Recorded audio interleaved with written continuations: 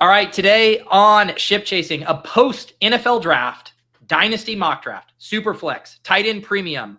Ray G is not here, but just for everyone, this is not a Dynasty startup draft. This is a rookie draft. Got to make sure that I clarify the settings. And to help Davis and I out, we got two of our faves here. Late round QB, a white whale on this show that we finally reined in to get on the show. And of course, Danny Kelly from The Ringer. Let's do it. It's Ship Chasing.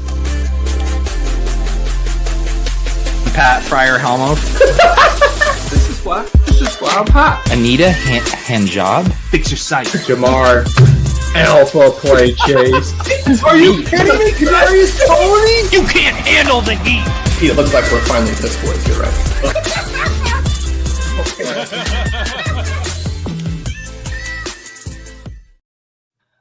All right, JJ, excited to have you. I know you got some family commitments. I am vaguely worried that your daughter is waiting at the bus stop for you right now, but you had to be here. Is she picked up from school? My wife is working from home today, so we're good to go there. But yeah, the last time you guys did the pre-draft rookie draft, it was the weird text exchange with Davis, and then Kitchen made a big deal out of it, and then it was weird text exchange. No. Look, I'll blame Kitchen for making a bigger deal about it than it was. At the time. I mean, by the way, Kitchen is back in Tennessee officially. He messaged me whenever he got back to his house, and I asked him if he saw that there was a new pope, because as we know, there's a new pope, and then I said, oh wait, I'm sure your text thread is really upset. we got the woke pope. You know what he responded? He said they were happy because Trump got the new pope elected.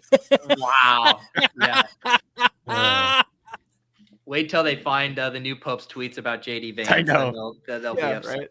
Right. Danny, welcome back. I think last time you were on was the Shipcast, so nice to have a little more chill environment here today. How have you been? I've been excellent. Thank you for having me on. Appreciate it.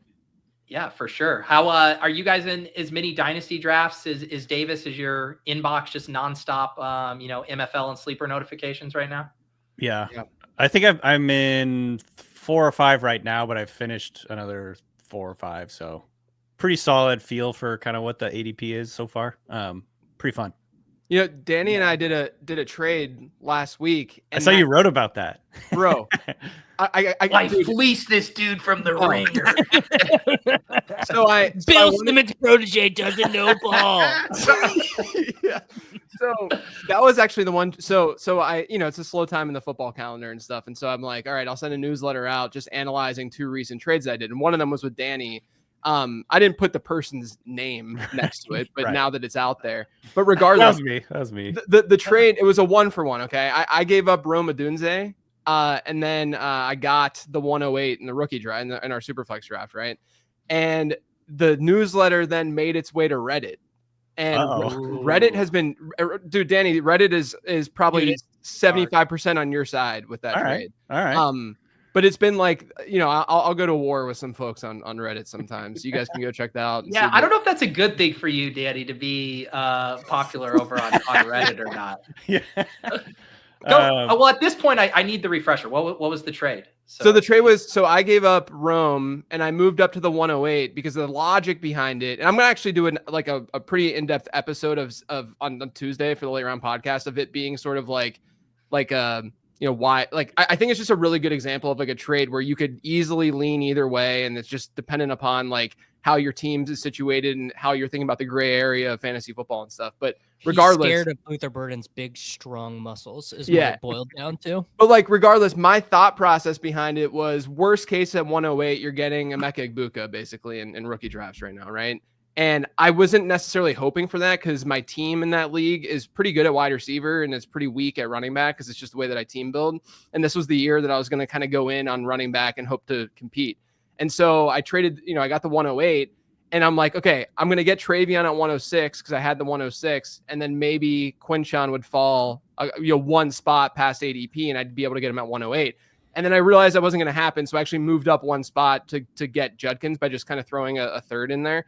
But that was my thought process behind it. Cause to me, it's kind of like a re-roll in a way with Egbuka. If you were to, if I were to pick him, but people are very, very into Rome. And now I feel I sent a tweet about this, but now I feel even worse about trading away Rome Odunze because you get a Pope from Chicago and a guy named Rome on the Bears roster. Oh, yeah. I mean, my God, The signs are all lining up. I will say, when I got that trade request, I went and read. This is so funny, like industry, like leagues or whatever. I went and read your prospect in the prospect guide, in the late round prospect guide. You have a whole like section on secondary receivers, and I was like, so is he lying here or what? Right, because I don't hate Rome. Right. No, you're right. You're right. I'm glad that you're saying that because people think that I hate Rome Odunze. It was more so just like, that's a trade. I think that's a trade where I could have gone either way. It was just that for that particular team build, I think it made sense. And I couldn't trade him to the 107 spot because he had DJ Moore on his roster. He wasn't going to do it. I was sufficiently nervous making the trade that I don't think it's like a bad trade. It's one of those things where, you don't just rush to hit accept or whatever. I was like, I don't know. Right. Like Get written about in the way that you defend it in terms of just, a lot of guys that don't do much their rookie year end up not doing much in their career. So I kind of just went off of like the 2024 evaluation of him prior to the season and kind of just hope for the best on this. But I don't think it was a crazy trade at all. I was nervous enough. Yeah. Yeah. I think it was fair. We'll both be better after the fact. Yeah.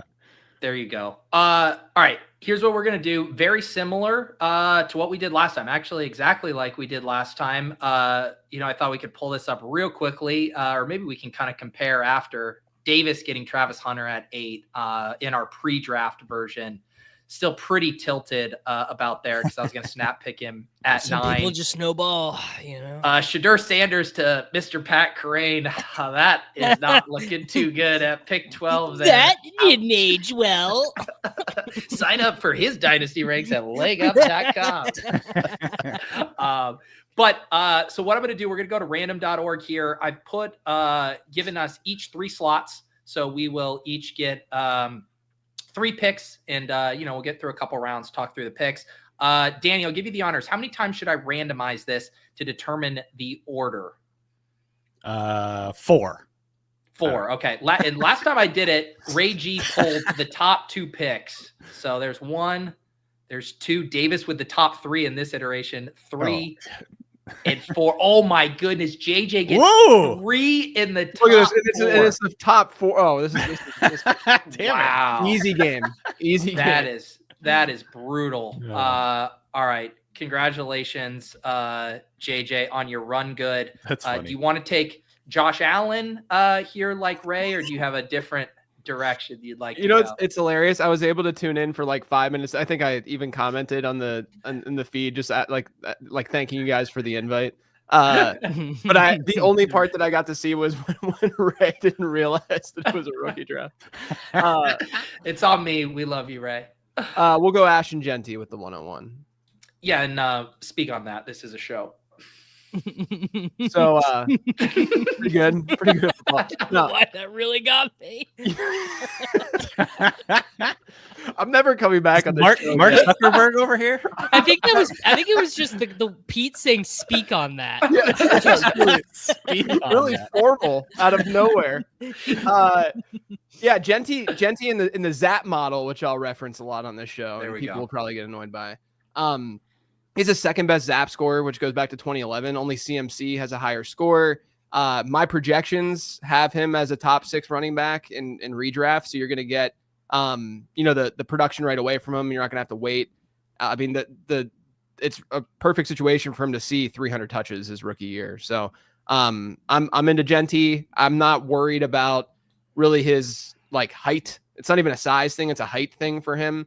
I'm not worried about the lack of receiving profile because 2 years ago he actually had pretty awesome receiving numbers and he was efficient as a pass catcher. I think all around he's just an unbelievably good prospect. Danny, have you pulled off any trades for Genty or trading away out of the 101 for a haul? I have not, but I kind of do subscribe to the idea that it's okay to give up a pretty big haul to get Genty. I kind of feel like in prepping, just thinking through my pick right now, I think the number 2 pick, there's a tier 1, which is Genty only, in my opinion. And then Danny, I did it in a league you and I are in together.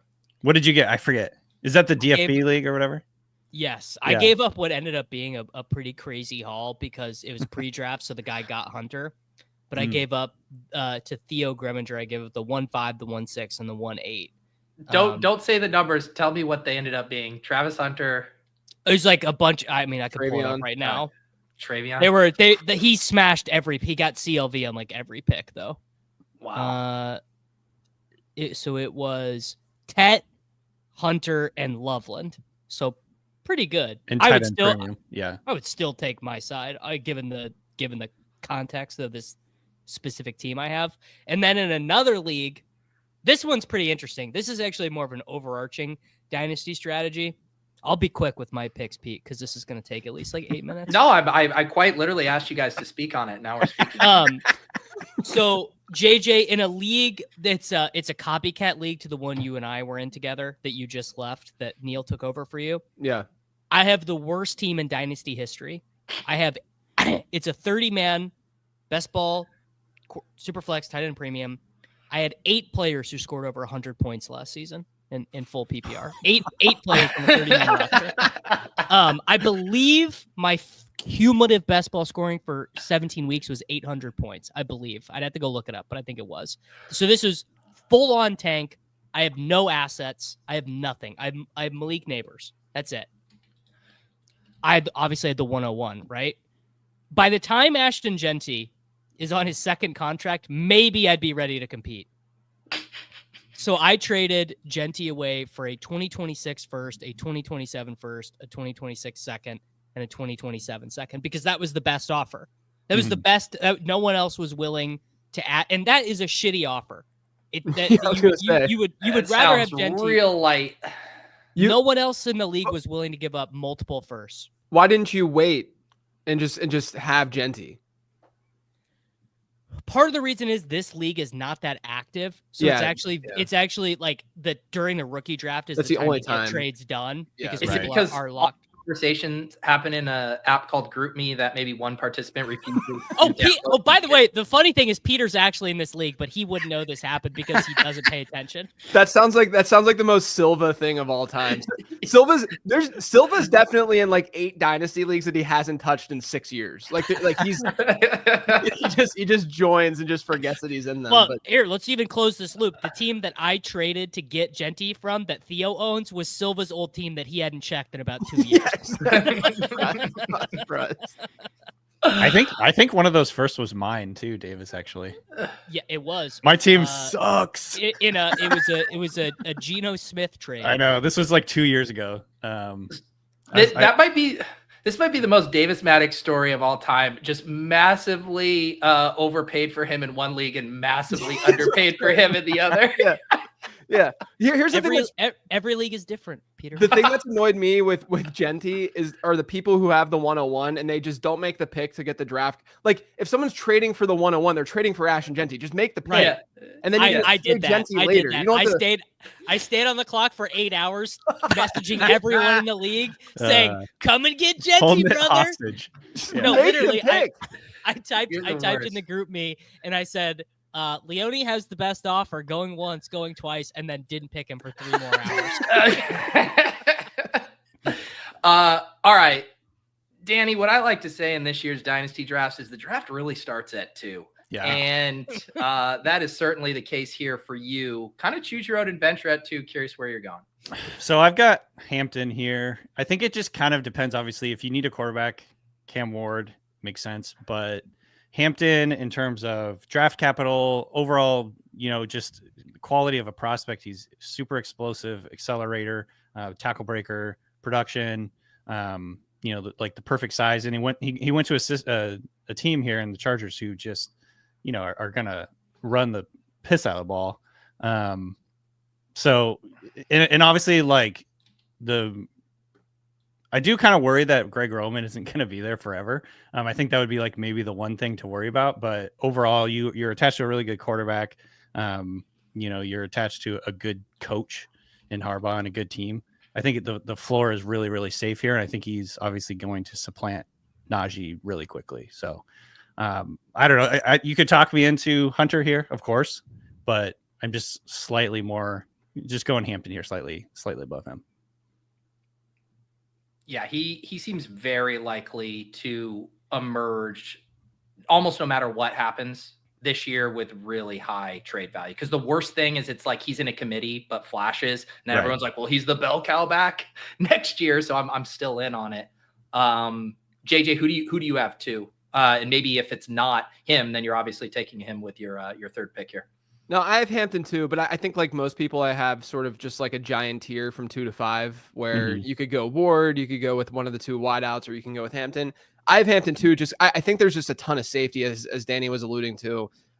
Greg Roman. The interesting thing with Greg Roman is like his backfields are always good. They're not always like excellent in terms of fantasy production because they don't throw the ball to the running back at all. They average, since Greg Roman's been offensive coordinator, they've averaged a rank in running back target share of 26th per season. And so the nice part is, though, I don't know if any of us really believe that Amarian Hampton was going to be some plus in the receiving game. He's not that kind of running back. So it's, from a situation standpoint, like this is probably close to as good as it could get for him. I think Denver would have probably just been a better spot just because the line's there and the situation's there, and he could have gotten fed and gotten more of those like cheaper receptions. But if you look at history, a player drafted at the end of the back half of the first round, their hit rates of being an RB1 at some point over their career is or giving us an RB1 season is greater than 50%. If I looked in the Zap model, guys who had top 100 draft capital, 110 plus speed scores, and best season reception shares above 15%. It's only been DeMarco Murray, Todd Gurley, Saquon Barkley, Jahmyr Gibbs, and now Amarian Hampton. So he's in a very, very good place in terms of like, I think he's a lock to give us at least multiple like RB2 seasons over his first 3 years. Is the RB1 season in his range of outcomes? Of course. I don't know if he'll necessarily get there, but he's at least a really safe asset in my opinion. Yep. Who do you take 3 then? JJ, like Danny said, pretty flat tier here that you could shuffle up, but you do have the next 2 picks, so you get the luxury of getting both your guys here. Yeah. I mean, like, am I supposed to be acting like these are 2 separate teams that have different needs here? I'd actually like you to play 3 distinct characters. One's an Australian, one's the new Pope, and the other is a 14-year-old girl. Yeah, we'll be doing that, but Pope's taking Loveland here. I'll go. Yeah, exactly. I'll go Travis Hunter next. Okay. I've said it before, probably even said it with you guys during the draft season. I at least talked to like Corain about it. Like Travis Hunter's analytical profile isn't that good. Like it's not bad. I'm just saying it's not like as elite as folks talk about Travis Hunter. Harmon's charting him and saying that it's the best prospect he's ever charted before. And his numbers are good, but for first round wide receivers, they're not that great. Like he had a 66th percentile or breakout score of 66, which is a metric that I use that adjusts for program strength and age, and it looks at receiving yards per team pass attempt. So that number is fine. It's above average, but it's not, what we see from first round picks usually. Usually they're at or above 90, in the first round. So, you look at his yards per route run numbers and et cetera, et cetera. They're not like that stellar, but it's pretty easy to sort of explain all of that away by the fact that he didn't, sit in team wide receiver rooms and getting, practice that way and getting reps at wide receiver. The other thing too is Colorado threw the ball a lot, and they had often had like 4 or 5 wide receiver sets. And anytime you have that many wide receivers in the field at once, you're going to see a lowered yards per route run rate. That's why a lot of people will adjust that at the NFL level, where like, Drake London rookie season, crazy yards per route run. Of course, he's a really good wide receiver, but it was probably inflated a little bit because Arthur Smith's offenses were running so much 12 personnel in Atlanta. So that's going to obviously make that number look a little bit better. So I think there's reason, like PFF did some analysis that showed that Travis Hunter's expected yards per route run was one of the lowest of any wide receiver entering the league since 2019, because again, the situation wasn't that great. So I'll just lean into the fact that this dude's a unicorn and say that a lot of these numbers can make him an outlier, and I'll go with Travis Hunter here. Danny, if we get word at the beginning of the season that he is not in wide receiver meetings, does this mean we have to throw out all analysis? Because this has been our caveat for his not 100 percentile production profile. Yeah, I think it's splitting hairs, but I think that's actually why I have Tet McMillan ranked just ever so slightly ahead of Travis Hunter, because I think you can expect like a 90 plus, 95 plus % route rate for McMillan early on in his career. And right now they're talking about Hunter playing about 80% of the snaps. I don't know what his route rate on pass plays is going to end up being. Maybe they just throw him out there when they know they're going to pass or whatever it is. And it ends up kind of evening out and not being that big of a difference. But I just think, you get McMillan versus Hunter, McMillan running almost every route, being the number 1 target on his team versus Hunter running not every route and being the number 2 target on his team. Maybe that splitting hairs too much, but that's why I would have McMillan just slightly ahead. But I mean, honestly, like as I go through drafts, I would just like kind of switch off. Probably take like one of the other guys just to make sure I get both guys kind of deal. But if I had to choose right now between the two, I'd slightly go McMillan. But I recognize that Hunter has elite upside too, and he's attached to what we think is probably a better quarterback and a better offense. And in just terms of the trajectory of that offense under Liam Cohen, I think that you can imagine a world where they're like the Buccaneers, of the last couple of years, where they're passing a ton, really efficient, tons of touchdowns, and just lighting it up. And then you're stuck there with McMillan, and Bryce Young regresses back to what he was as a rookie, and you're like, well, shit, this sucks. The Bryce Black Marble is so bad for Tet because like he did seem really fun for like 7.5 games. Yeah. But like also the games before that were so bad. I mean, he was legitimately one of the worst rookie, or at least first round rookie quarterbacks we've seen in forever. Like he was so bad. He was like Jared Goff levels bad. His cumulative EPA, I think, is the same as Will Levis at this stage. That's including the good games, by the way. Right. That's cumulative.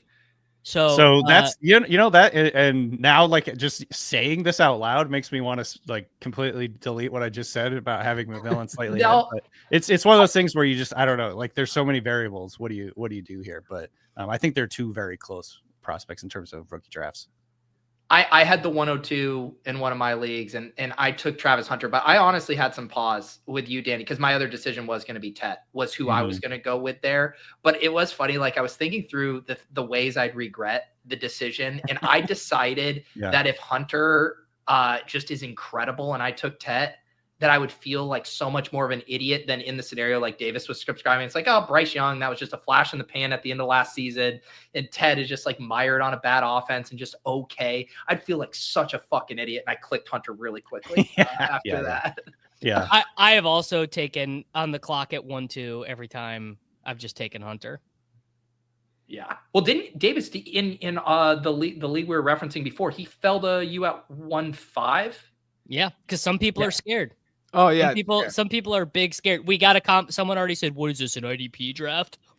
you took a quarterback. No, that's a holdover joke because even from our previous mock, when you took him, I put defensive back next to his designation on here, so I kept that in there for the lulz. Okay, let's see here. I believe JJ, you are still up. Plenty to speak on here at 104. Actually, literally nothing to speak on.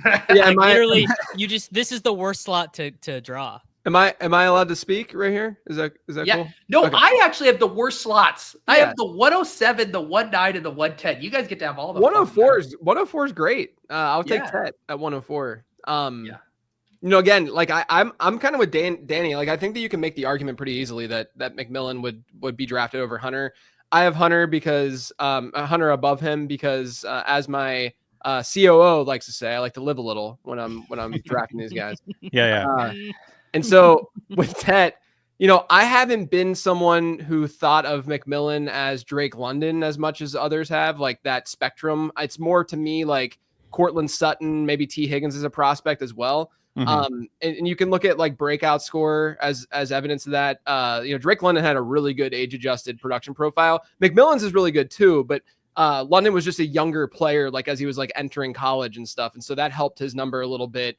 So McMillan has like a very, very small red flag when it comes to the breakout score stuff that I look at. And breakout score itself, like as a metric, is almost as predictive as draft capital itself. So like I'm using breakout score as part of the ZAP model in total. There's other inputs that go in, including draft capital. But like, if you just looked at breakout score, that would be pretty predictive for you. If you ignore draft capital completely. So, him having a score of 83, again, it's good. It's a solid breakout score, but usually these first round wide receivers are over the 90 mark. And if you look at top 10 wide receivers since 2011 who had breakout scores below 90, it's Tavon Austin, Kevin White, Corey Davis, John Ross, and Mike Williams. So it's like, that's the only, like, that's basically like I don't like to, like, I like to like run those filters for content purposes, because I think it's just interesting to kind of look at that stuff. Rage bait.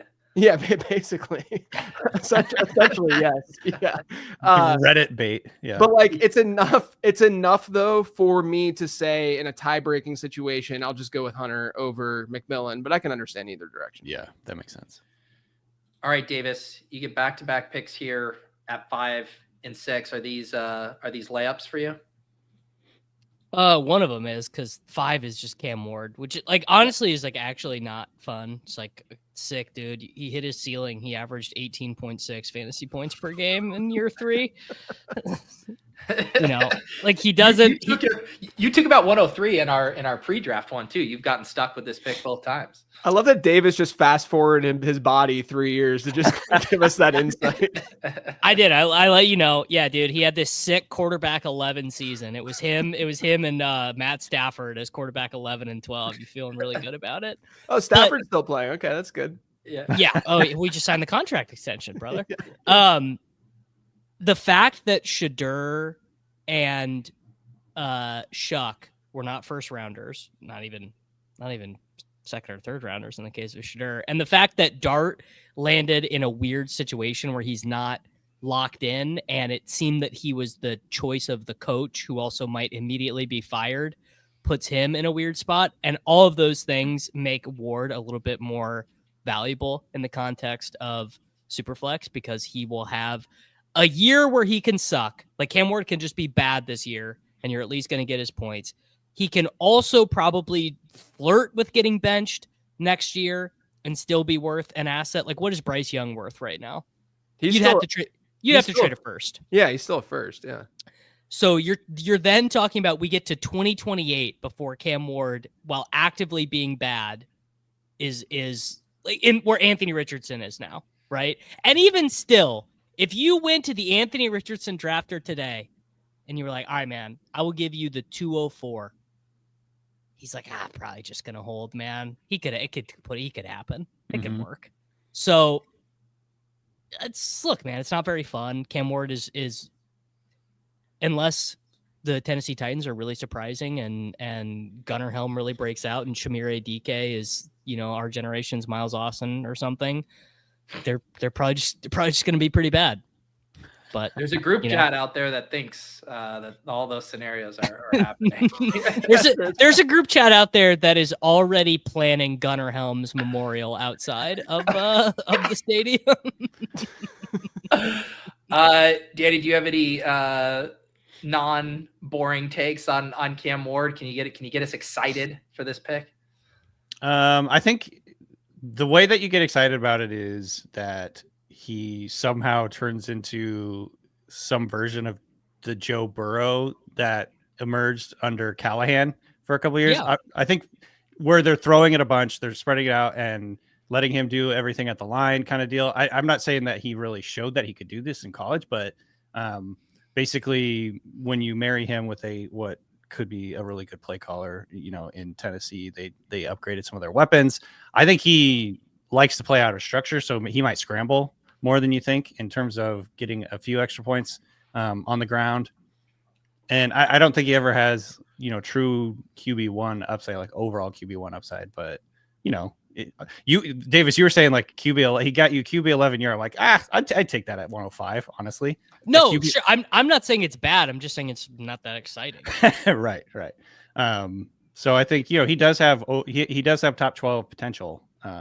And I think he's a pretty good player. I just don't think he's the normal first overall pick that we're used to in terms of just the hype and the pedigree and all that. He was a 0-star recruit, started at an incarnate word. If you really want to get excited about it, this is like the true American dream here. This guy started from the bottom. Now he's on top, True. So I don't know. I think, but that's the bull case for him in terms of he plays in an offense that passes a ton, high flying, high pass rate, lots of plays, and he scrambles around a bunch. Davis, back-to-back picks here. You said this one wasn't quite as much of a layup for you. No, because I think you could make an argument for either of the Ohio State guys. Neither lands in like a particularly great spot. I actually think you actually can make an argument for Loveland as well. If you just are like,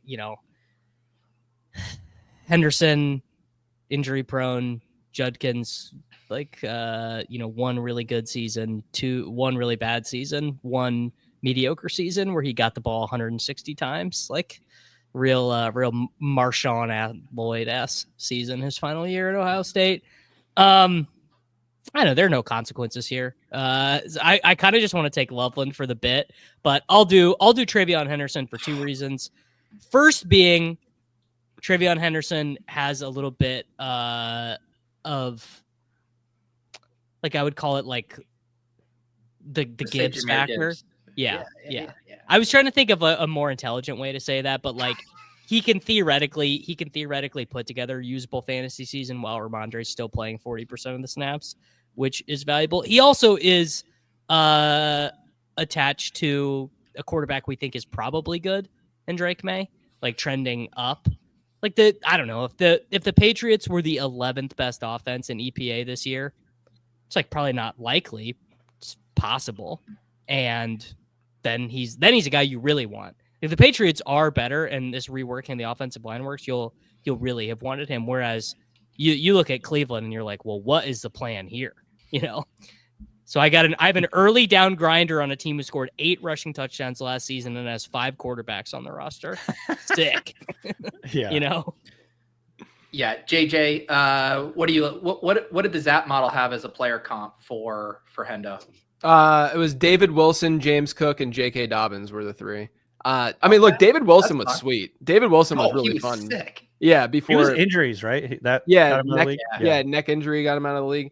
I think that like the James Cook comp though is really tight, just in terms of what like the numbers are looking at, and if you think about like what his usage could look like in New England and at the NFL level, I kind of see it as like James Cook, like more of a ceiling, obviously. But think about like what James Cook did last year. Forget the touchdowns because they were a little bit unsustainable. But you're going to see like that 50 to 60%, running back rush share kind of range. And then, but I think there's a lot more juice as a receiver for Travion Henderson than how Buffalo has been deploying, James Cook. Henderson, and like the best pass protector that we've seen come out from as a running back, like ever, arguably. He's got a ton of juice, really good speed score. And then also, he's landing on his spot. I feel like people haven't talked about like the Josh McDaniels factor that much, where like his offenses have historically been at least above average to elite at using running backs out of the backfield as receivers. Now those kinds of numbers are going to be personnel driven and even quarterback driven to some degree, but that can't hurt. Like it can't be a bad thing that McDaniels is there. And there's not a lot of like obvious competition at receiver. And when you're kind of projecting things out, that means that that target share can then go to the running back position. I mean, we saw that with Ramondre Stevenson, where it's like Stevenson had pass catching ability coming out for like a bigger dude, but it was almost, he was just like the default for them. I mean, he'd catch like when they were trailing, he'd have like 5 catches on a final drive and all of a sudden he was PPR viable. Now imagine it being like an actual good receiver at running back playing for them. So I really like Travion Henderson. I mean, he's the kind of running back that I generally fall in love with in fantasy. The pass catcher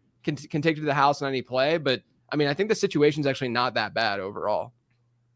Do you guys remember the rumor when Josh McDaniels traded Peyton Hillis out of Denver for just like a 7th round pick? And the rumor was he thought his wife found Peyton Hillis attractive. Do you remember that? No, I missed that lore. This was a legit rumor. And it also just made me realize why the Patriots couldn't draft Cam Scatterbo, because he was worried about the same thing happening all over again. Oh my God. Peyton Hillis. I hate this draft slot at 107 so much. I was really hoping Davis would get cute and then I could just take Travion. I mean, Davis already said it about Judkins. Like that just feel like, I know it's like probably the right pick. You look at the draft capital, all of that, but you just like in your mind's eye, how do you envision like a true smash for Judkins in that environment, they're going to still give like Jerome Ford a little work. Dylan Sampson is pretty intriguing. Like, not only could this be like a committee, but if he's not catching passes and there's not red zone trips, like I still see like the long-term vision with it, how it could work out, that organization, finally turns it around. But I'm just sitting there thinking after year one, I'm just like holding this asset that didn't gain any value and probably lost a little bit of value. So I'm going fucking rogue here. I'm taking the guy that didn't even get drafted in our first pre-NFL draft mock draft. I'm taking RJ Harvey, another guy who got round 2 capital, who's going into like a 180 opposite situation than Quinshon Judkins. That offense is going to hum, zero competition. I mean, I think he's going to have an awesome year one, and I think is just an asset. Like, if you are worried about the long-term ramifications of RJ Harvey, you are going to have a really nice window to get out at basically any point, halfway through the season to a contender, at the end of the season, once he's put up, RB2 stats at worst or whatever. So I don't know. I just can't do the Judkins thing here. I'll let Danny take the smart picks. 24-year-old running back at pick 7, dude. It's sick, man. Cancel culture really is over. Every running back has like a 2.5-year window anyways. No, I know. I'm making fun. I'm making fun of the people who are they're the middle curve of the Jedi bell curve meme. They're no, you can't. The one thing I do with the age thing though with Harvey that I feel like gets missed, even with like when we talk about like Matthew Golden and his like lack of production, at Texas, is age also matters, not just from the standpoint of like you want younger players because they stick around longer. It's also if you're analyzing this from like a production standpoint, when a player plays in college longer, he should have better production. So if you're then letting age then factor in, then you're adjusting that production to some degree. Like RJ Harvey, for instance, his first 4 years of college football, he didn't hit a 9% reception share in any season that he played. And then he didn't get over that 10% mark, and he got over 11% until his final collegiate season, which most running backs don't have the opportunity to do so because they're not playing college football for 5 seasons. So I do think from the experience perspective, and depending on how you're sort of like looking at prospects, I do think it does still matter, the age thing. People are going to overblow it because they're like, oh, we haven't seen a 24-year-old running back get drafted on day 2 before. This is going to be a bust. Like, it's just, you don't have to go that far. But I do think having context is important. The thing that should bum you out is that if you asked Sean Payton who his starting running back is right now, he would like start to give you a historical allegory for like the Crimean War. He would mention Michael Burton, Marvin Mims' name would come up. Like, he would not just look you in the eye and answer RJ Harvey. Yeah. I mean, my thing though, is that like everyone keeps comping this backfield to like historic Sean Payton backfields. And they're like, no. RJ Harvey's the Darren Sproles or RJ. If you want to comp him to one of them, it's probably Pierre Thomas. If of all the guys, I totally agree with that.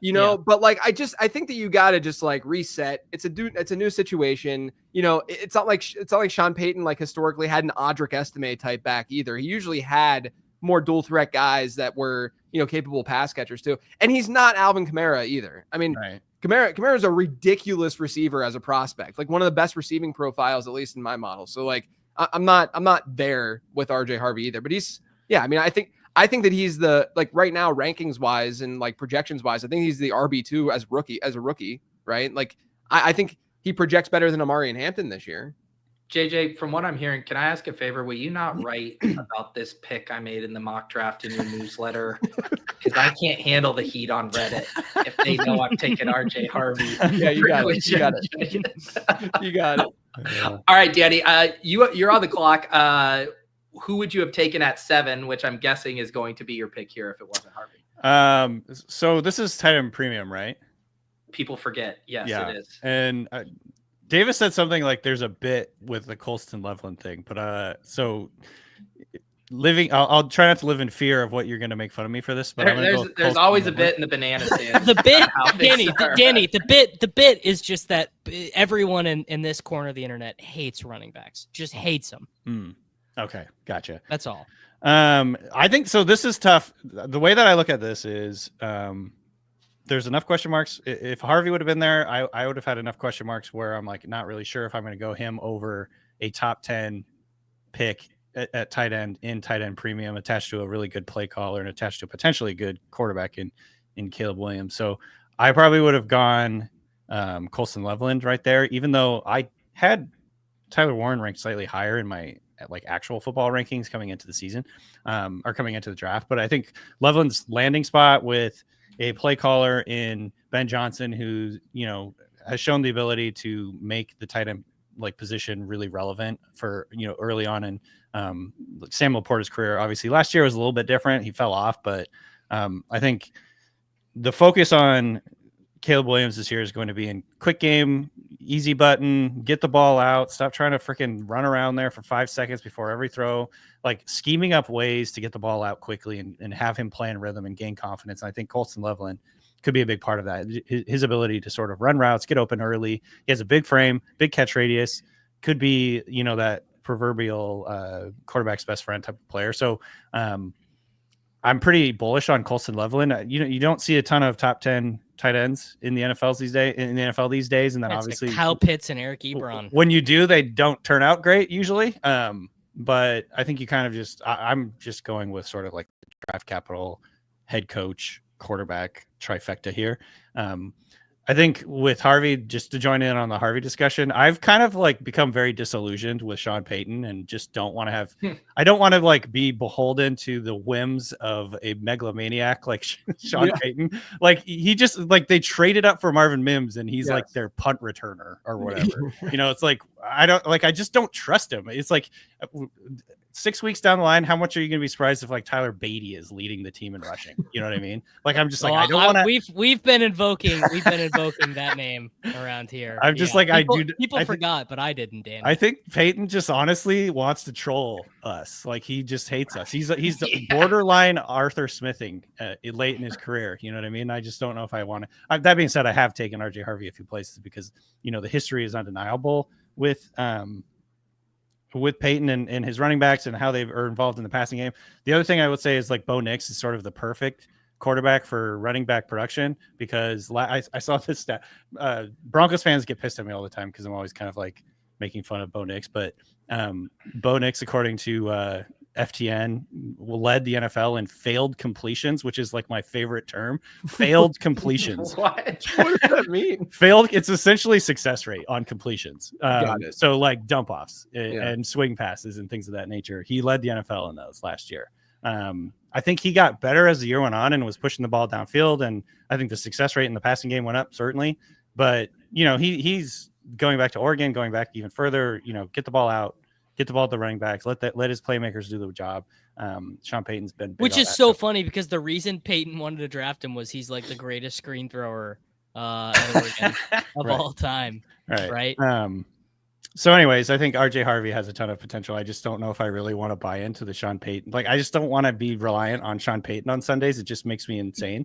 I will say this. I get all that. I think the take for RJ Harvey is almost like Sean Payton agnostic. It's just like you look at the draft capital, that overall offensive environment, and you look at the competition. There is no competition, really. I mean, even like to go to Judkins, who I can't believe I'm like slamming him, and now I'm going to be forced to take him with one of these next two picks that I have.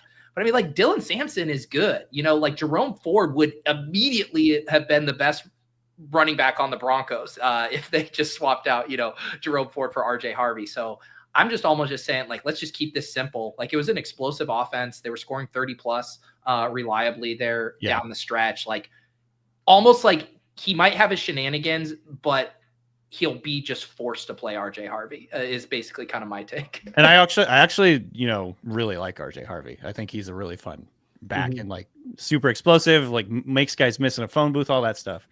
So I think it's kind of like you're, you know, splitting hairs talking about these picks, of course, but yeah, I am excited to see him play. I like him a lot, but in this case, the Loveland pick, I don't have a ton of confidence just because there's a lot of guys in that offense right now for the Bears. But I think, you know, like I said, sort of draft capital, coach, quarterback, that combination feels good. And I think DJ Moore, his days might be numbered in Chicago. Like if you're reading between the leaves or whatever, or reading between the lines, reading the tea leaves, I'm wondering if DJ Moore might be moved at some point soon here. Yeah, says the guy who just traded for Roma Dunze. JJ, I'd like to propose you one of the first ever real-time mock draft trades. Wow. Okay, let's hear it. Let's hear it. I'm looking, right here. I'm looking Roma to trade Dunze. out. I'm looking to trade out. Yeah, Josh Allen. Okay, I want to trade you my 1-9. Okay. And I'll even toss in my first pick in the second round there at 19. I'll take it for your 2-1 and 2-3. Probably not. No. Fuck. I want to see you. I want to see you squirm while drafting Quinshon Judkins. It's so strange that like I thought I was a little bit lower on Judkins. I know I drafted him in the one league that we're in, Danny. But like I had concerns with Judkins and his receiving profile and stuff, and I didn't think that I'd find so many Judkins haters in one stream like this. That's it. I'm going to the group me and I'm auctioning this pick off. Wow, not the group me, bro. Fine. I'll take Quinshon Judkins. I'm not happy about it, but it's probably the right thing to do here at 1-9. Can any of you get me excited about Quinshon? Yeah, Judkins? I'm having a hard time. Okay. easily. So All the to me, Judkins from like a projection, a usage projection standpoint, I think that the ideal situation is that he's sort of like more Jonathan Taylor, Nick Chubb, where you're getting like a 9% target share from him and not, a 13 or 14% target share. But, you mentioned like the Dylan Sampson pick. I actually think that he would have been worse off if they drafted someone like Jaden Blue on day 3 instead of Dylan Sampson, because Sampson to me is like the quintessential early down change of pace back, and not because he didn't have like a crazy good pass catching profile and receiving profile. And so like the question marks that we have with Judkins are far less about what that early down profile looks like and how many touches he's going to get on the ground. And so to me, it's like, yes, year 1 with Jerome Ford there, that's typically how they've deployed Jerome Ford. So maybe we see a little bit of a decreased, receiving or see decreased receiving numbers from Judkins. But I think year 2 and beyond on this rookie deal, we could easily see Judkins be, more of that 10%, maybe even 11% type target share player, because I don't think Dylan Sampson is that good of a pass catcher. Like Sampson, oddly, given his size and his like he's an explosive running back, like that kind of size speed combo is typically used as more of that change of pace at the NFL level, which is why I wasn't really buying the Sampson like day 2 hype that like mock drafts were giving him and stuff like that, because he didn't have the receiving profile to his profile whatsoever. Whereas at least Judkins has the like, he will be the 1A at the very least, on the ground, where he's going to see that like 250 plus attempt upside in that backfield. But then who's he competing with as a receiver, after this year? I feel kind of good that it would be Dylan Sampson. So that's the bull case, I think, for Judkins. And, like he got really good draft capital. This is a part in the draft. The early second round historically has been just as good as like mid to late first rounders for running backs. So I'm not like, I think just draft capital alone, you have to be semi-interested. I do have concerns. Again, receiving profile is not great, but I still have him over like RJ Harvey at this point. Well, JJ, that's all good and well, but if you believed any of that bullshit, you would have accepted my trade and taken your guy at 1-9. Yeah, my guy. Now he's my guy. God, I have to pick again. Again, do the right thing so I can make a funny pick. I mean, I'll do the right. I'll take kind of the chalk pick. I think in this range, I'm going to take Emeka Egbuka. Let's get another wide receiver on the board. First round draft capital. I think there's like multiple ways this works out as far as like as an asset. As far as like he could just hit early year 1, like he could have like the Jalen McMillan like back half where he's catching fire in a rotational role, or it could just be this thing where the market is kind of confident, he flashes a bit, and then it's like, hey, Chris Godwin, Mike Evans aging out of this offense, still tied to Baker Mayfield. I think there's going to be lots of windows for selling Egbuka if you want to get out of it. I think he's just probably one of the higher floor wide receiver prospects in this class too. You know what you're going to get from him. This is PPR, this league. Forgot to tell you guys that, so he should catch a few balls. Anyone like to speak on Emeka Egbuka? He's the eat your veggies first round pick. Yeah. That's all I got. Not super Well, it's kind exciting. of like the Judkins things, right? Where you're just like, there's the draft capital. I guess the situations is a little bit better, but what do you like about him, Danny? I think he's just, to echo, he's a high floor guy. Like he is a good route runner, really strong hands, great blocker. Like coaches are going to love him. He's going to get on the field, reliable, all the cliche catchwords or whatever, but he's just going to, he's going to get out there early in his career. I think there's a chance just with the competition in terms of Mike Evans, Chris Godwin, assuming he gets healthy, that Egbuka, it takes a little bit longer than a lot of the picks in the first round that we're seeing to sort of turn into a big time fantasy star. But if you wait, he has a chance to like be one of the most productive of the class in terms of just being on a good offense with, I think Baker Mayfield, they threw the ball a ton. They were very efficient last year. There's a lot of variables, I guess, with, new play caller and everything there. But, I just think he has a really high floor, and it's kind of one of those situations where you have to be I think you probably have to be a little more patient with him than some of the guys that are going in this range. But I think overall, long-term, he could be one of the better receivers in this class. I really liked him. I just think he's not explosive. He doesn't like break a ton of tackles, so people aren't as excited about it. Yeah. The weird thing too with Tampa Bay is that like, I think we all probably have like, maybe it's like false confidence, but we feel good about whatever they do offensively and whoever is going to be calling plays because they've had back-to-back, like 2 different coordinators. They were both good. They both got head coaching gigs. We just generally are going to feel good. The weird thing about Egbuka, if you want to spin this, that he found actually a good landing spot, if you want to like look at it from this other perspective, it's that other landing spots may have sort of typecasted Egbuka as a slot guy only. And Tampa Bay showed us last year that they don't do that. They drafted Jalen McMillan, played him on the perimeter all season long. Even when Godwin got hurt, they're throwing Sterling Shepard in the slot instead of McMillan. And so then they get another slot in Egbuka. And I think this is actually an opportunity that, like, I think he can play inside out. Like, he had pretty good numbers on the perimeter. I don't think he's only a slot. And this is going to give him an opportunity potentially to play more on the perimeter because, think about next year. Chris Godwin's a year older. He's still on his deal, so he'll still be in Tampa Bay. He's probably going to still play in the slot for Tampa Bay. If they move on from Mike Evans, then all of a sudden, Egbuka is going to be their primary boundary target. And that's like, there aren't many scenarios where a team would be that open and willing to do that with Egbuka, which is why I think he's a good enough prospect to be able to do that too. Yeah, and it's kind of like he's like a better prospect, better draft capital. I would say like equally good situation, but kind of you needed a little imagination with the Ricky Pearsall stuff last year where it's like, man, there's so many mouths to feed. Like, how's it going to work? And it's like, well, one, they can either be really good and undeniable and they just have to be on the field, or 2, chaos happens and shit happens and people get hurt. And so I think there's lots of outs for him in that regard. Davis, you said you wanted to do a bit with pick 11. What do you got for us? Oh yeah. I would like to select Luther Burden II. There we go. From the University of Missouri, Chicago Bear. Well, it's just a bit because everyone knows the guy with like the largest screaming red flags who like might be giga buried by 2 wide receivers, maybe 3 pass catchers who are better than him. Very flammable. Like, guys, if Chicago is terrible this year, no one's actually going to be that surprised. If everyone's like, actually, Caleb is terrible. It's just not going to. Caleb Williams had the worst.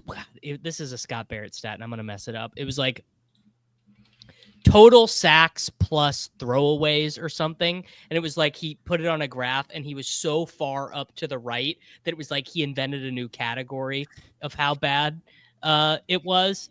I don't care about any of that, though, because Luther Burden is an absolute dog, and his raw numbers were pretty bad. As a junior. Theo Wee's more yards than him. But if you do the Dominator rating stuff, it's not as bad. And he was so good as a sophomore. And I think the NFL actually told us, by the way, that it doesn't, they don't care.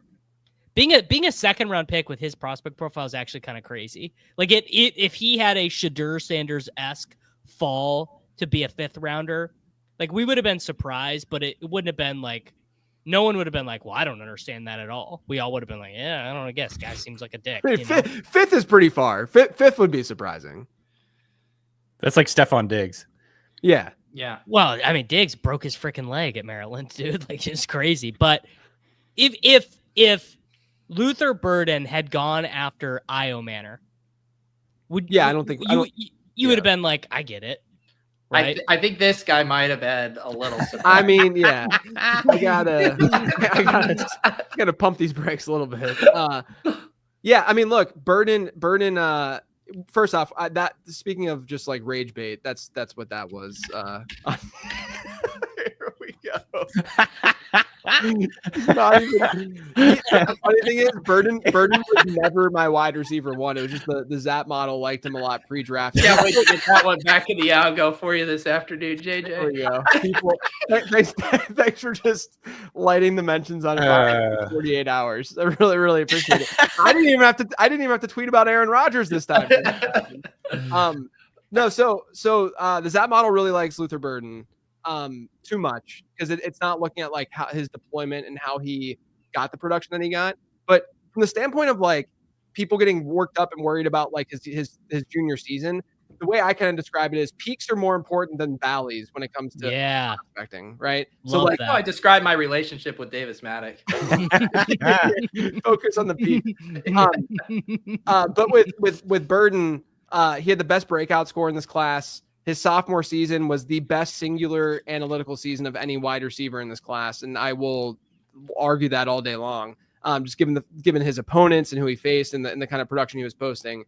And yeah, I mean, like going to Chicago is pretty intriguing. Like at the end of the day, like what if this is, I don't think that he's like a copy paste of Amon-Ra St. Brown, but like what if this is the vision that Ben Johnson has? I talked to Jeff Bell, who's going to be on Late Round Perspectives tomorrow, and he made the point that he thinks that Chicago kind of panicked when they were making this pick because the running backs fell off the board right before them, and they had a plan. And if you look at what Chicago did all draft, if you look at what Chicago did during the draft, like they didn't get a running back until Kyle Monangai in round 7. And like there were all these pockets, like in the 4th round, the 2nd round, where there was a running back run and they were just screwed. Like we don't know if that was really their plan or not to just wait until round 7 to get a back. And so what Jeff was saying is basically like they kind of panicked. They only had 5 minutes on the clock, obviously, to make the pick. And they're like, yeah, we'll just get top guy on our board and we'll just get Luther Burden. But I think just like I trust Ben Johnson to get him open. And if you get Luther Burden open, he's probably the best player of the ball in his hands in this draft class. And that's really, really intriguing. So that's why I think that we should be into him. Yeah. I got to get more Burden. I have 0 Burden so far, and I'm pretty sad about it. So if you're in my league, you can take advantage of me. And he'll fall just because you have that kind of mishmash of a tier. You have some guys grabbing a quarterback here, some guys grabbing a tight end. You get the running back guys. Like I got Burden at 2-2, and that wasn't even a tight end premium league. So yeah, there's some nice prices on him. Danny, you got the last pick of the first round here. Where are you going at 112? So I guess Jackson Dart is set to come off the board sometime soon here. I'm not going to do that though. I'm a little bit worried about. Somebody mentioned it earlier. I think like the situation is a bit weird where they have Russell Wilson and Jameis Winston likely, I guess, ostensibly starting this year, and a coach who is like clearly coaching for his job, right? And a GM that's coaching for his job. So there could be, a situation where after 1 year, the GM and the coach are gone. If everything goes horribly for the Giants, which it could, then you come in and you have like a new coaching staff. Maybe they don't love Jackson Dart. I feel like he's one of all the quarterbacks in this class. He was the guy who probably needs the most development time in terms of just adapting to an NFL offense and dropping back and having to read the field and read the defense and all that stuff. I think he does have a lot of potential ultimately, but I'm just kind of worried about the situation. I'm trying to avoid that. So I'm going to go back to the tight end position here. Tyler Warren. Bully tight end strategy from Danny's draft. I'm a little, I guess this is probably why I have just inordinate amounts of Tyler Warren and Colston Loveland in drafts this year, because everybody else is maybe, I think, a little bit more worried about the situation for Warren. But I was comping him to like a Dallas Goedert type of player before the draft. I know some people see that as kind of like an ick, but just the way that the way the Eagles utilized him. That was my first reaction was, yeah, I know. It's obviously you'd rather have, tight end 10 ass comp, dude. You'd rather have somebody awesome like Kittle or whatever. But I guess the way that they will utilize him is very similar in Indianapolis. Shane Steichen comes from that same offensive tree or whatever, and basically getting him involved in the screen game, getting him involved in, quick game, get the ball out of the hands of the quarterback quickly. I know that Richardson was insanely inaccurate and had trouble last year completing passes. Somebody made the joke too that Tyler Warren is the perfect pick for the Colts because when Richardson gets tired, he can just go out and play quarterback and just do like Wildcat stuff, which is hilarious. Makes me hate YouTube commenters. Anytime anyone has ever mentioned him playing quarterback, it does make me just like, man, how did I get here in my life? Let the record show we actually love you guys to comment on these videos. Do not listen to Davis. Really helps the show out. Hit the like button while you're there. Just talk shit about it. I could be selling insurance at State Farm. Just get off the clock every day at 5, come home. You guys ever think about it? Might be sweet. Anyway, Danny. What is your backup plan if fantasy football didn't work out? I'm literally not qualified to do anything else, Danny. There is no plan. That's when you turn to just like boosting up your wife to be the best her that she can possibly be. I have a degree in English literature from a state school, man. I can't do nothing. Bro. Davis's plan is seeing if late round quarterback is doing well enough that David Kitchen needs an assistant. Does David Kitchen need an assistant? JJ just has like a rushing nesting doll of assistants of fantasy football flameouts. JJ's home for wayward fantasy football time.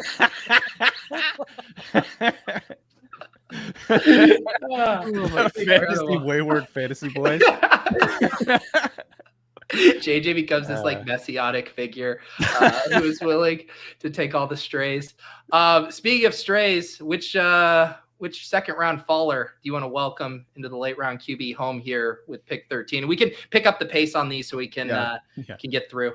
I'll pass on Jackson Dart because Danny might pass on him again.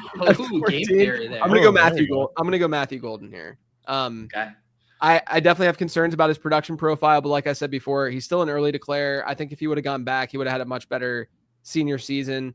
And draft capital's there, and I love the landing spot in Green Bay, where Christian Watson's gonna be out for most of the season after that ACL. So I think Golden can play on the perimeter. You have Jaden Reed in the slot, Romeo Doubs on the other side of the field, and both Doubs and Christian Watson are on their final year of their rookie deal. So I think as soon as next year, he could be by far the obvious kind of go-to target in that offense. So I think Golden's a solid pick, and I know that the fantasy community is pretty analytics and numbers driven, and they're kind of turned off. But if you kind of adjust it all and you look at where his draft capital and all that, he's still a really solid prospect overall. Sometimes you just got to go, that boy nice. Yeah. And that boy is nice, bro. That's right.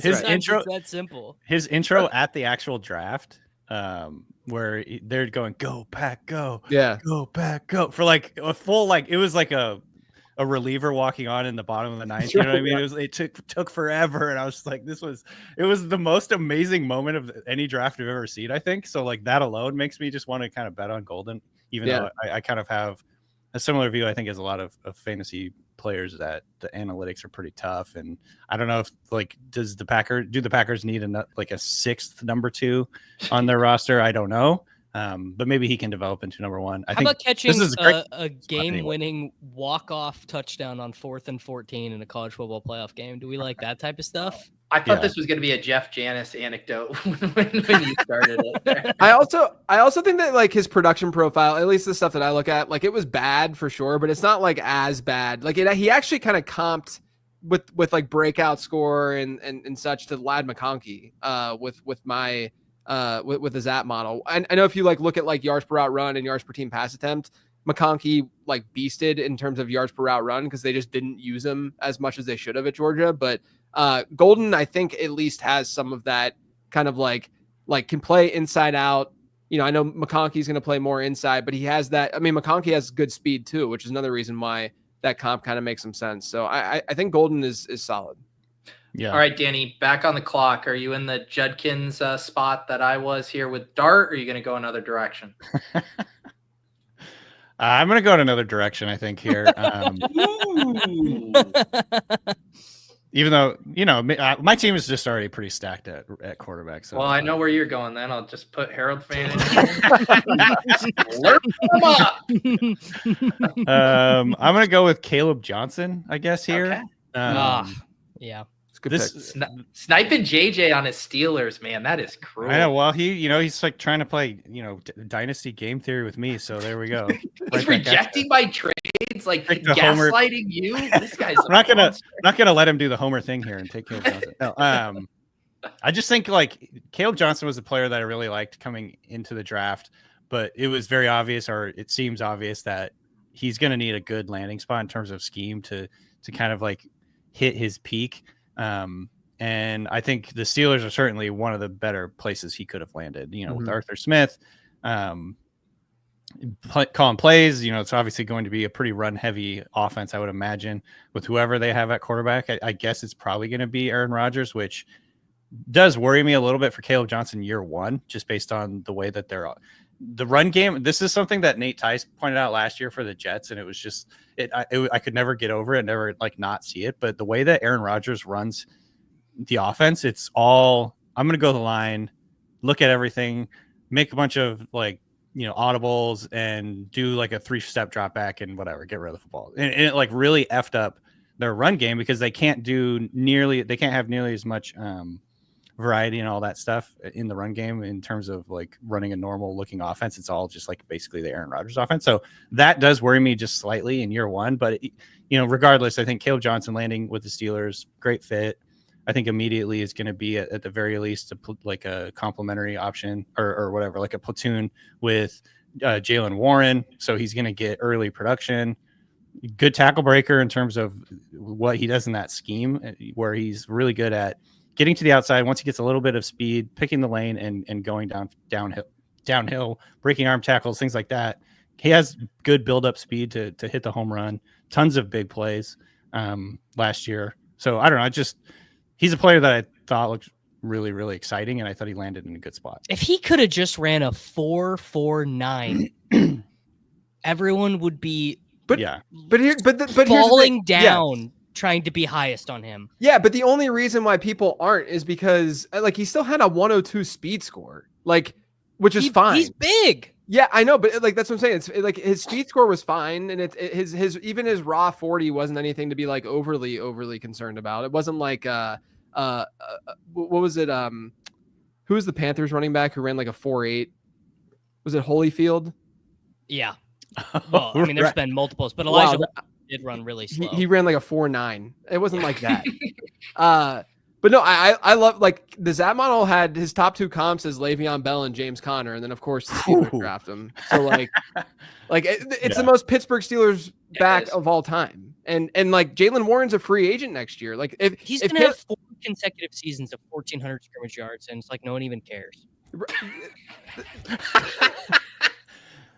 I like Caleb Johnson. This guy's just going to be better than Quinshon Judkins. I think can we just be honest here? He's better than Quinshon Judkins.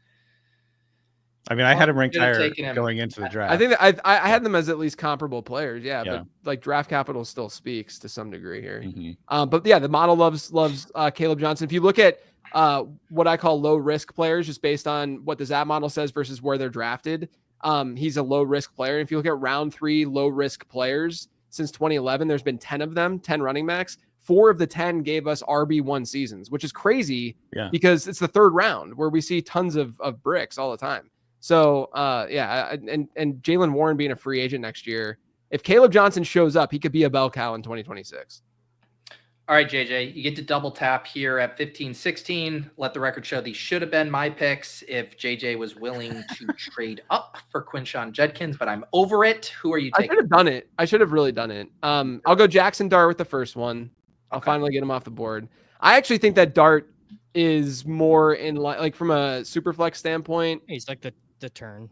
Yeah, I think that he should go higher. But a lot of that to me is more so I do think that upside wise probably has even more than Cam Ward if things really, really hit for him, because there is sort of that mobility factor a little bit more and that sort of like DGAF Josh Allenness to him that maybe that could really transform and he could be a double-digit touchdown guy on the ground if things hit. But the other thing too is that like we talked about it earlier, the one thing that like we kind of talked about, but not fully, is that quarterbacks like this generally maintain dynasty value incredibly well. And it's not just the situation with Cam Ward and how everything can sort of work out because he's the clear QB1 this year and there's not many other quarterbacks and such. Like Kenny Pickett, Zach Wilson, the only guy who didn't really maintain dynasty value over the last like decade at quarterback that was a first round pick was Bryce Young. And it took Bryce Young literally one of the worst, like, as we said earlier, one of the worst rookie quarterback seasons ever for him to fall the way that he did. And then he ended up bouncing back. But I'll just go Jackson Dart here. That's my analysis for him. And who are you going with at 16? This one's kind of tough because I think that there is kind of a tier break here. I'll just go with Jaden Higgins. I think that you can make the argument for like a Trey Harris here, or even like I really like Bashal Tutin, so I could even go that direction. But I'll go Higgins. I had Harmon on my podcast to talk wide receivers pre-draft. And one of the things that he mentioned with Higgins is that he saw him as a power slot, which is Matt Harmon speak for, I don't think he's as good as other people think that he is. He said the same thing with like a Keon Coleman last year, which ended up being exactly right. Like Keon Coleman should not be a perimeter receiver. And that's how the Bills are going to be using him, moving forward, because they just signed Khalil Shakir. But the thing that I like about Higgins, at first I was really excited when he got drafted in round 2 because they hadn't drafted Jalen Noel yet. And I was like, oh wow, powers, like Harmon was right. Like they could really get versatile with the way that they're deploying him and lining him at the line of scrimmage. But obviously they went and they drafted Jalen Noel. They have Christian Kirk. So I think Higgins is going to play opposite of Nico Collins, but I think that's probably a good thing. I don't think that Higgins is necessarily going to be some stud X, at the next level. But if he's not asked to be that, which he's not going to be in Houston, I think that's a good thing overall. It's a landing spot where he could hypothetically see a 20% target share in year 1. I'm bullish on a bounce back, with Bobby Slowick gone in Houston. So I'll go Jaden Higgins here because I think, I think that his year 1 could actually be okay. And then there's upside too if things were to happen to like Nico and such. All right, Davis, the chat earlier, Davis, you got to cook this next one up. Do something crazy here, Davis. They want you to go full wild card at pick 17 and 18. All right, well, first up, give me Bashal Tutin, please. Right. University of Virginia Tech, North Carolina A&T, Jacksonville Jaguars starting running back. Again, like, we can stop pretending that Travis Etienne is any good. And you can also all stop pretending that you've done a deep dive on Tank Bigsby's 2024 film. Like, just completely miss me with dude, if you actually look, Bigsby really enough. Travis Etienne has duck meat. All right. You're not even going to tell us what they're saying about him? They're saying, oh, actually, Bigsby really improved his pad level. His hip swivel's phenomenal in year 2. Okay, Davis, a sports wonderkin back in the day was doing that exact kind of analysis. And that guy was a dick, JJ. That guy was a dick. He learned his lesson. I think Bashal Tutin is the best example in this draft class of how the fact that there were 25 good running backs impacted draft capital. It's why we saw a run of 8 running backs got selected in round 4, and they were all like cascading one after another. And in fact, the Texans were so afraid on missing out that they traded a future third to go get Woody Marks because they were like, oh shit, the run's happening now. So we got to go do it. So I don't really care that Tutin, Scadaboo, these guys have round 4 draft capital. To me, I'm like the Tutin is going to have just as much of a crack at being the starting running back for this team as if he would have been taken with the Caleb Johnson pick for the Jaguars. And even if you grant that Bigsby did get much better in year 2, Etienne is his 5th-year option got picked up by the old regime. I think maybe even 2 regimes ago, if I remember correctly. That's wrong. He got drafted 3 regimes ago. Right. The option was picked up by the former regime. Tutin is he's going to be the one that you look back and you go, how is this guy? How did Davis get this guy, dude? Yeah, we'll be looking at this. They're all going to be saying that. Hey, God, is this comment from my guy Charlie? Is this sarcasm, Danny? Do you hate Tootin or do you actually love him? Oh, we're No, all I do love him. Tootin folks. We're all rooting for Tootin out Nice. here. We're all rooting for Tootin. No, I really like him. He is on the spectrum of Devon Achane. You know, the scene from Talladega Nights where Molly Shannon's like, I love when the cars go by. That's Danny watching too. That's like, wow. There's only been a few running backs that make me do that. And Devon Achane was one of them before the draft, and then he landed in the nut spot with Miami. And I think this could be a great spot for him. Obviously, the Liam Cohen connection with Bucky Irving last year in terms of trusting a young guy, a middle round guy. JJ, I think you tweeted something like a couple weeks ago that was like a table of day 3 running backs versus day 2 receivers. Was that you in terms of like the hit rate?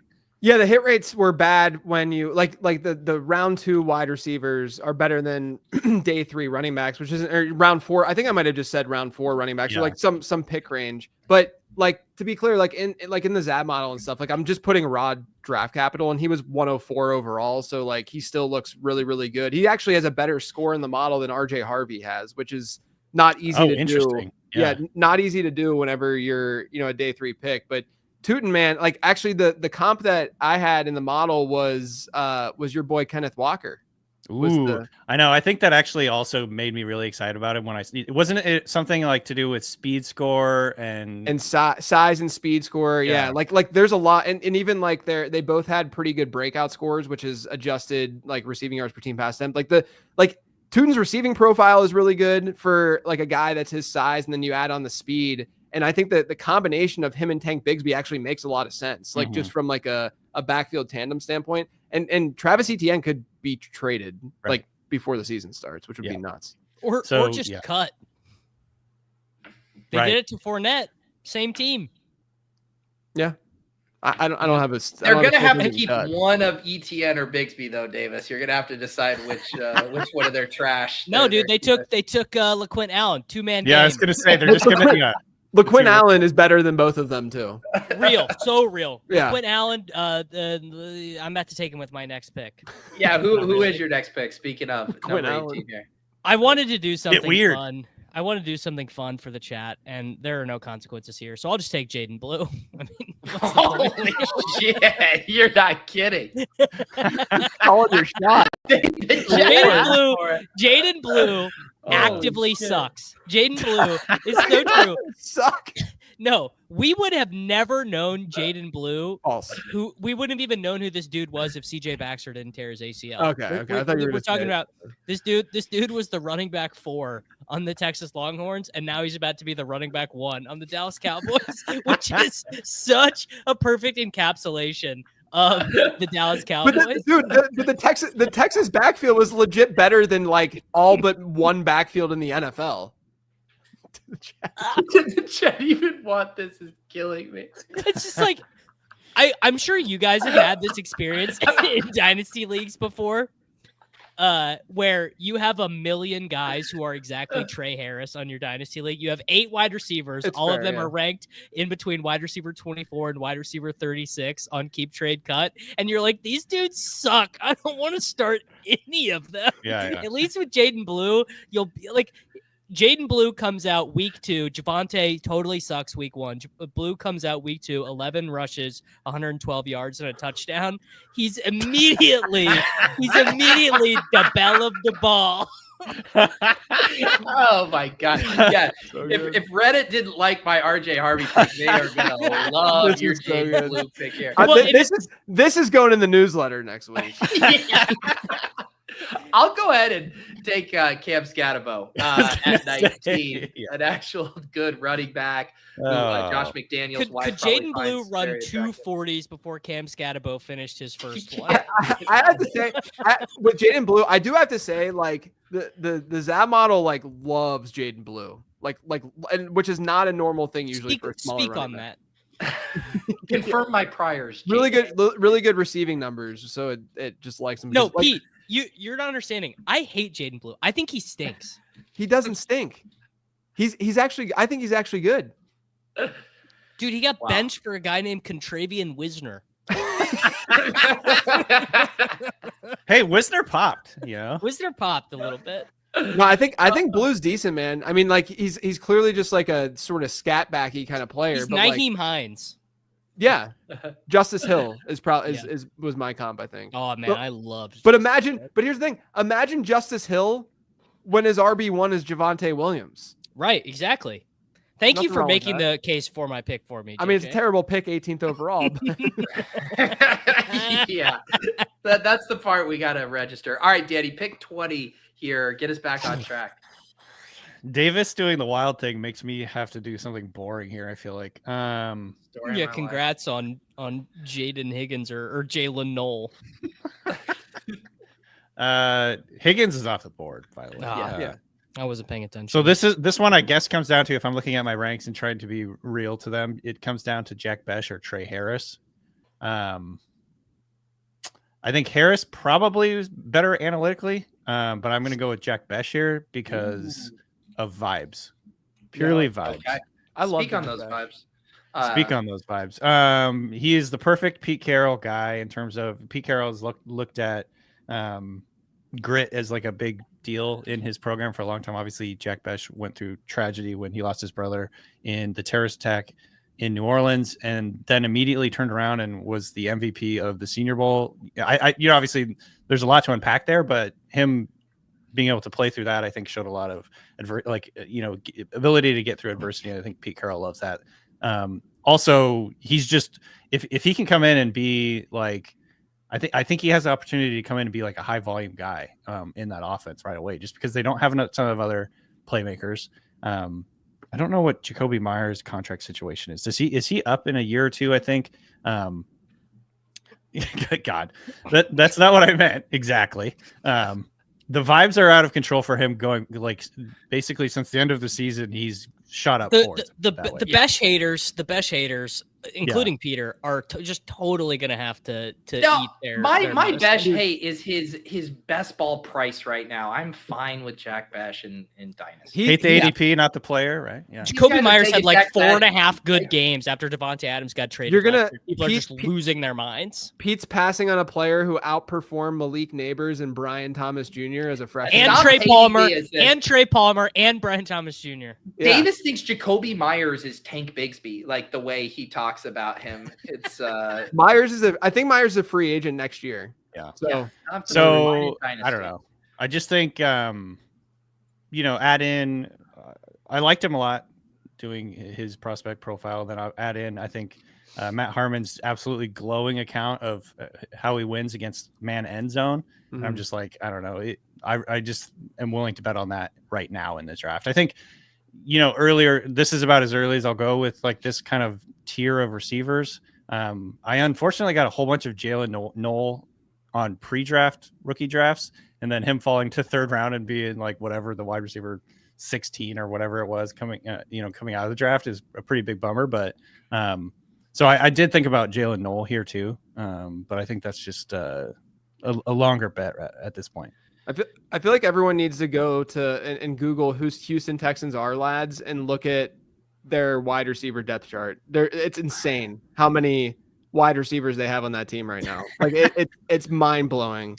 But also Jack Besh, people are gonna fall in love with him because he's like a Puka where he just throws his body around, just like aimlessly. Look at all the wide receivers. They have 16 wide receivers on Justin Watson is on the Texans now. They have so many wide receivers. It's crazy. That's they had like Tank Dell got injured in that game against the Chiefs, and they're like, this will never happen to us again. We will get 14 wide receivers. Right, exactly. All right, I'll do Trey Harris. I'm pretty stoked on him playing opposite Ladd in this offense. I mean, obviously you have the concerns that they're just going to run the shit out of the ball, and it was already kind of low volume with Ladd, but immediately going to be on the field. Not even much other competition via the tight end for targets. Like he should immediately be the number 2 target earner there. So I think that's pretty exciting. I think there's a few different ways you could go there or with this next pick. I will do the Jalen Knoll thing here. I think there's like some fun, the way that they drafted both of these guys, like even though all of us, I think, and the market and the draft capital all prefer Higgins, I don't think it's like outlandish to think that Knoll could end up being the better of the two over the longer term. Christian Kirk, I think, might be more of a short-term roadblock as far as playing in the slot, but Jalen Noel is the long-term slot wide receiver. And I won't even call him a power slot. I'll just call him a slot. Wow. I think that could work out. Davis, you got another trick shot for the crowd at 23? Yeah, can I get a clarification? It's just tight end premium. People do. I mean, if it's not, Danny's team is in shambles. All right, give me Mason Taylor. Did you know that he's Jason Taylor's shit? Is he his son or a nephew? Son. You better tighten that Zach Thomas's nephew.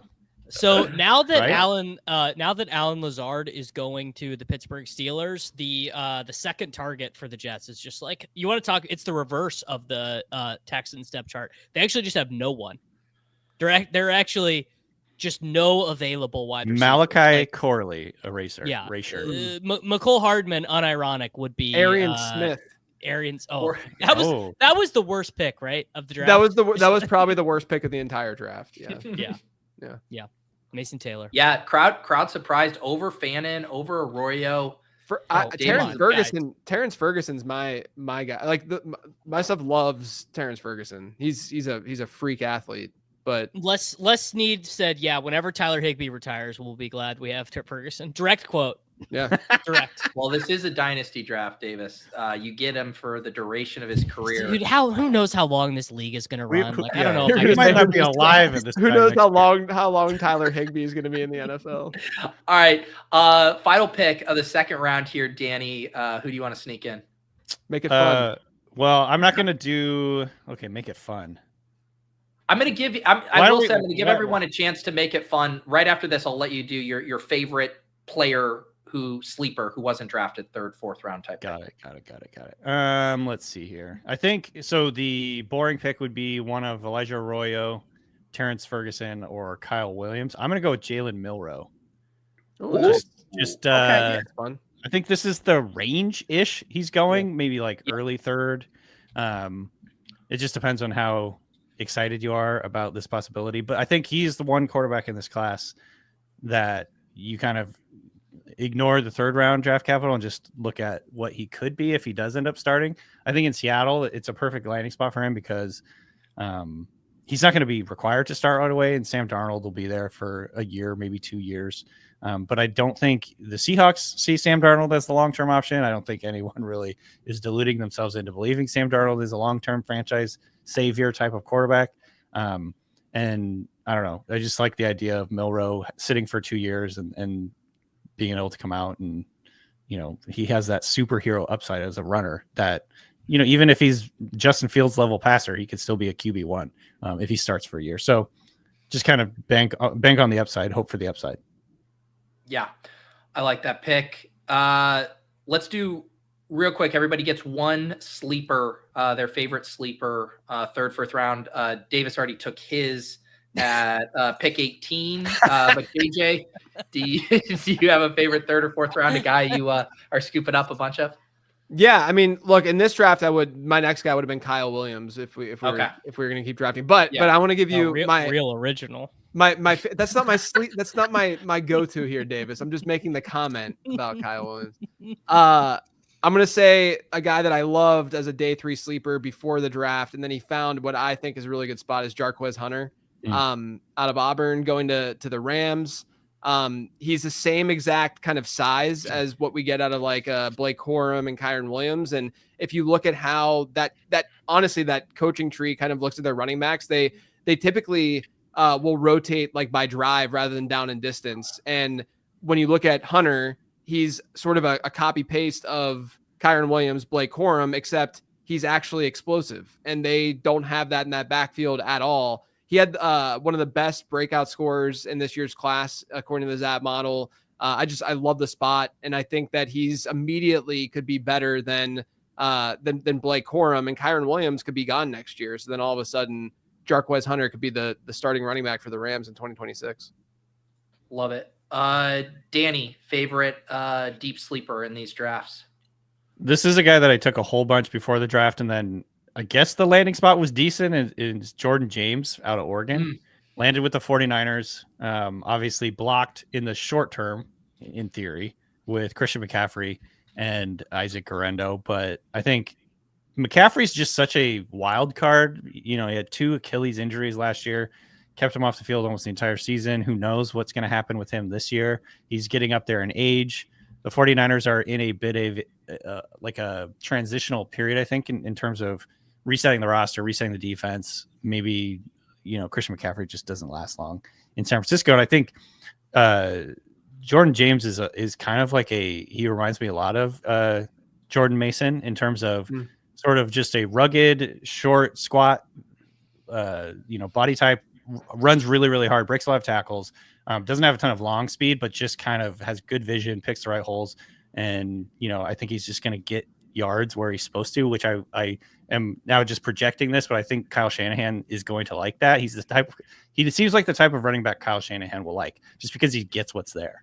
And isn't going to like dance around too much and do any of the type of BS that Shanahan never puts up with. So, obviously you have to wait a little while for it to pan out probably, but Jordan James is a guy that I would keep in mind in the 4th round.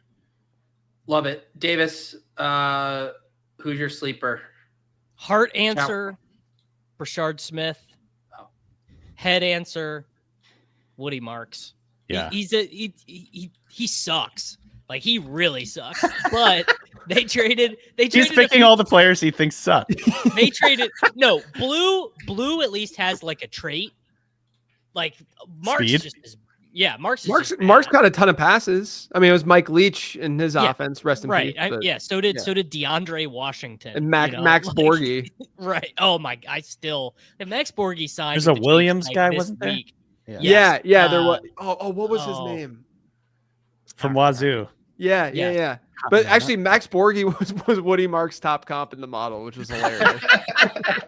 I'm saying, like he I would not be surprised if he actually doesn't play. But James Williams. James Williams. He was on the Chiefs practice squad. That was when I first started prospecting, and I was like, I really like this guy. Because I had no idea what I was doing, and then I learned about Mike Leach very quickly. Yeah. I'll do. My guy I'm pretty intrigued by is Pat Bryant. Apparently a glutton for punishment with these Sean Payton guys. You hate Marvin Mims, dude. No, the thing is, I love Marvin Mims. Devon Vele? Come on. But Marvin Mims is 4'12", and Pat Bryant is his new Michael Thomas, according to Sean Payton. So we know Sean Payton's, despite drafting a bunch of small, lightweight wide receivers, is a size queen, and Pat Bryant fits the bill. I kind of like just the ambiguity, the mystery box upside there. And we know he will give any wide receiver a shot. You do not have to worry about Pat Bryant not seeing the field. This man found room for little Jordan Humphrey in the wide receiver rotation. He'll find some room for Pat Bryant to see if he's got anything. I like it. All right. I appreciate you guys so much for hanging out with us. JJ, let people know updated late round prospect guide, David Kitchen, Pantone colors, the whole 9 yards. Where do they get it? Yeah, if you want to check out all of David Kitchen's work, check out lateround.com. You can purchase the prospect guide and see all the amazing things that he did with that guide this year. That's right. The guide is now part of David Kitchen's tree. That's right. Yeah. Danny, we got the Ringer draft guide. One of my favorite, aesthetic, with all due respect to David Kitchen's work. I mean, the aesthetics and the layout, the UI on the Ringer draft guide is awesome. I appreciate that. I wrote it all. Yeah, I'm actually responsible for it. So Awesome. I'm not actually. I don't get to take any credit for that. You wrote the words that are. I did write the words. You didn't mention the words though. No, I love the words. Yeah, check out that, and then check out the Ringer Fantasy Football Show, my podcast, which we are going to do about once a week during the summer, but then we ramp back up to 4 times a week during the preseason and season. Great show. Love it. Davis, what do you have going on here? I'll have a members only stream tomorrow. Good stuff. I have videos up on my channel. If you want to check out some videos, you don't like 3-hour live streams. There's some shorter, more digestible content you can find there. Beautiful. I'll be back with Best Ball Breakfast on my channel on Monday. Neil Orfield, who just I saw pass the baton, a Dynasty roster to JJ, will be guesting on there along with Leone and Pat. Hope everybody has a great Friday and rest of your weekend. Wish your mothers a happy Mother's Day as well. And we will see you guys next time on Ship Chasing. Peace.